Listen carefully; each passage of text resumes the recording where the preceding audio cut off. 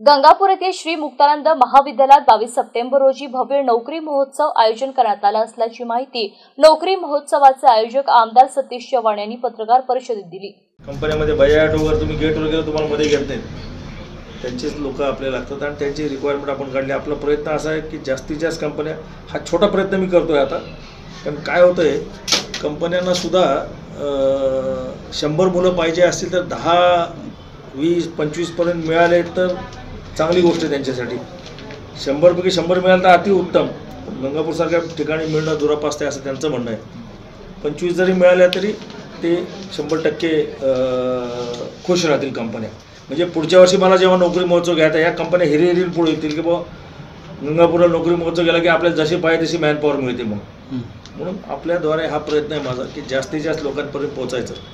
जास्तीत जास्त लोकांना याचा जर का माहिती पोचली तर मुलं येतील आणि त्यांना चांगल्यापैकी नोकऱ्या मिळतील। त्याच्यात दुसरा पार्ट असा आहे, ज्यांना नोकऱ्या तिथं मिळत दोन्ही बाजूनी आहेत की त्या मुलाला कॉल आला तिथं नोकरी मिळाली।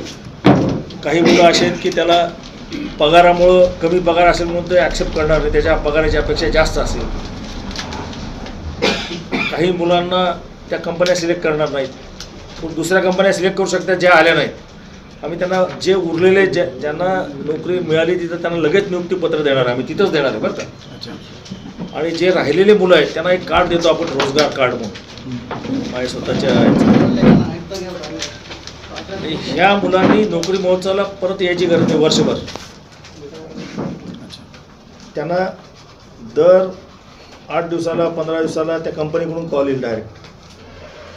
हा डाटा सगळ्या कंपन्यांमध्ये येणार आम्ही। अशा प्रकारची मुलं आमच्याकडे बॅलन्स आहे, ज्यांना नोकरी मिळाली नाही किंवा ज्यांनी ॲक्सेप्ट केलं नाही। दोन्ही बाजूने ना, काही कंपन्याला माणसं मिळणार नाहीत आणि काही ज्यांना मुलांना नोकऱ्या मिळतील कंपन्या घेतील, परंतु त्या मुलाची इच्छा नसेल तिथे जायची।